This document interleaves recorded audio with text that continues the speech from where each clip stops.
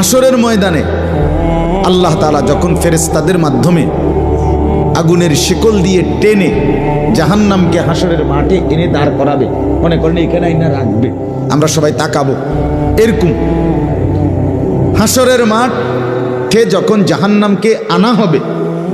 এই জাহান্নামের দিকে এক নজর তাকাইয়া হাসরের ময়দানের সমস্ত নাফরমান পাপী বেঈমান আবারও বলবে আল্লাহর কাছে, রব্বানা আখিরনা